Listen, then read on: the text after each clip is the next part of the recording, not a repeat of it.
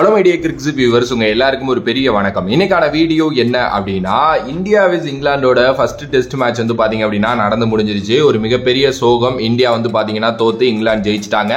உண்மையிலுமே இந்தியா தோத்தாங்க அப்படிங்கறத தாண்டி நல்லா விளையாண்ட இங்கிலாந்து ஜெயிச்சாங்க அப்படின்னு தான் நான் சொல்வேன். ஏன்னா ரொம்ப ரொம்ப ரொம்ப சூப்பரான ஒரு கேமை எடுத்துட்டு போனாங்க இங்கிலாந்து அப்படின்னே சொல்லலாம். நிறைய பேசிட்டோம் அதை பத்தி. ஓகே, இந்த வீடியோல என்ன பேச போறோம் அப்படின்னா, ரவீந்திர ஜடேஜா நேத்து வந்து பாத்தீங்க அப்படின்னா அவர் விளையாண்டுட்டு இருக்கிறப்ப ரன் ஓடுற டைம்ல வந்து பாத்தீங்க அப்படின்னா அவருக்கு ஒரு சின்ன நிகில் ஏற்பட்டுருச்சு ஹாம்ஸ்ட்ரிங்ல. சோ அதனால வந்து பாத்தீங்க அப்படின்னா அவர் வந்து மேபி ரெண்டாவது டெஸ்ட் மிஸ் பண்றதுக்கு நிறைய சான்சஸ் இருக்கு அப்படின்னு சொல்றாங்க. எஸ், அந்த ரன் அவுட் ஆகிற டைம்ல நீங்க நல்லா நோட் பண்ணியிருந்தீங்கன்னா அவர் வந்து பாத்தீங்க அப்படின்னா அவரோட தொடைய பிடிச்சிருப்பாரு. ஆல்ரெடி அவருக்கு நிறைய இஷ்யூஸ் அந்த காலில் தான் இருந்துகிட்டே இருக்கு. மறுபடியும் ஒரு சின்ன நிகில், அதுல ஒரு ஹாம்ஸ்ட்ரிங் ஆகுது அப்படிங்கிறது வந்து சாதாரண விஷயம் கிடையாது. எஸ், ஆப்வியஸ்லி இப்ப வந்திருக்க நியூஸ் படி என்ன அப்படின்னா அவருக்கு ஹாம்ஸ்ட்ரிங் இன்ஜுரி. அதனால வந்து பாத்தீங்க அப்படின்னா அவர் செகண்ட் டெஸ்ட் விளையாட மாட்டாரு, தேர்ட் டெஸ்ட் வந்துருவாரு அப்படிங்கிற மாதிரி வந்து சொல்றாங்க. ஈவன் தோ தேர்ட் டெஸ்டுக்கான ஸ்குவாட் இன்னும் அனௌன்ஸ் பண்ணப்படல. இன்கேஸ் அவரோட இன்ஜுரி ரொம்ப பெருசா இருந்துச்சு அப்படின்னா அதுலயே அவர் விளையாடுறதுக்கு சான்சஸ் கிடையாது அப்படின்னே வந்து சொல்லலாம். சரி, வெயிட் பண்ணுவோம் அது என்ன நடக்க போகுது அப்படின்னு சொல்லிட்டு. இப்போ அவர் செகண்ட் டெஸ்ட் ரூல்ட் அவுட் ஆகுறதுனால ஏதாவது ஒரு பிளேயரை ரீப்ளேஸ் பண்ணுவாங்களா அப்படிங்கிற ஒரு கொஸ்டின் வந்து பயங்கரமா எல்லாருக்கும் எழும்பும் இல்லையா? நிறைய பேர் என்ன சொல்லிட்டு இருக்காங்க அப்படின்னா சிவம் டூபே எடுத்துட்டு போங்க அப்படிங்கிற மாதிரி சொல்றாங்க. எஸ், ஆக்சுவலி வந்து அவர் ரீசன்ட் டைம்ஸ்லங்க ரஞ்சி ரொம்ப நல்லா விளையாண்டுட்டு இருக்காரு. ஓகேவா, அவர் வந்து ரஞ்சி மட்டும் இல்ல, இதுக்கு முன்னாடி ஐ திங்க் வந்து தியோதர் டிராஃபியோ துலீப் டிராஃபி ஏதோ ஒரு டிராஃபி நடந்துச்சு. அதுவுமே ரெட் பால் கிரிக்கெட் தான். அங்கேயுமே வந்து பாத்தீங்க அப்படின்னா அவர் நல்லா விளையாண்டாரு.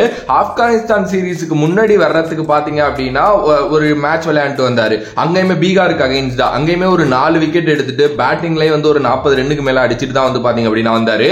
இவன் நேத்து வந்து பாத்தீங்க அப்படின்னா நல்ல விக்கெட்ஸ் எடுத்து அதே நேரத்தில் ஒரு செஞ்சுரியும் வந்து பாத்தீங்க அப்படின்னா அடிச்சிருக்காரு. உண்மையிலுமே சிவம் டூபே வந்து ஒரு சமையான பிளேயர் தான். ஈவன் தோ இந்த 2024 அவருக்கான இயரா இருக்க போதோ அப்படிங்கிற மாதிரி தான் இருக்கு. ஏன்னா எல்லாமே நல்லா பண்ணிட்டு இருக்காரு. அந்த கடுமையா உழைச்சிருக்காருங்க அதுக்காக. அது ஆப்வியஸ்லி நம்ம இல்லைன்னா சொல்ல முடியாது. பயங்கரமா உழைச்சிருக்காரு.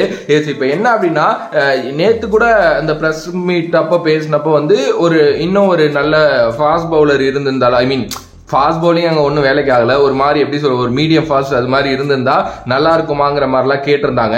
ஆக்சுவலி நம்மள்ட்ட ஒரு ஹர்திக் பாண்டியாவுக்கு அப்புறம் அந்த ஒரு கரெக்டான ரீப்ளேஸ்மெண்ட் பிளேயர், அதாவது ஒரு மீடியம் ஃபாஸ்ட் போட்டு ஒரு நல்லா பேட்டிங் ஆடக்கூடிய ஒரு பிளேயர் இல்லை இல்லையா? மேபி சிவம் டூபே அந்த ரோலை கரெக்டாக பண்ணுவார் அப்படின்னு நான் நினைக்கிறேன்.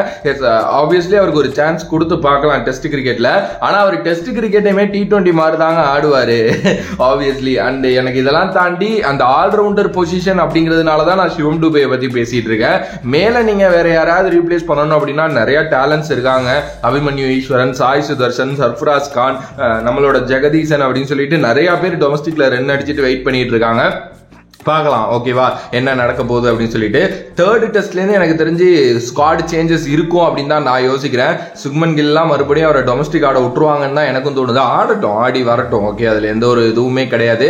ஸோ நீங்க சொல்லுங்க, Ravindra Jadeja ruled out and நம்மளோட சிவம் டூபே ரீப்ளேஸ்மெண்டா இருந்தா எப்படி இருக்கும் அப்படின்னு சொல்லிட்டு மறக்காம கமெண்ட் பாக்ஸ்ல கமெண்ட் பண்ணுங்க. And if you like the video please like, share and subscribe to நம்மளோட கிரிக்கெட் சேனல். வேற ஒரு வீடியோல வேற ஒரு கான்செப்ட்ல உங்களை சந்திக்கின்றேன். And back from this is VJ Mani. Love you all, stay safe மக்களே.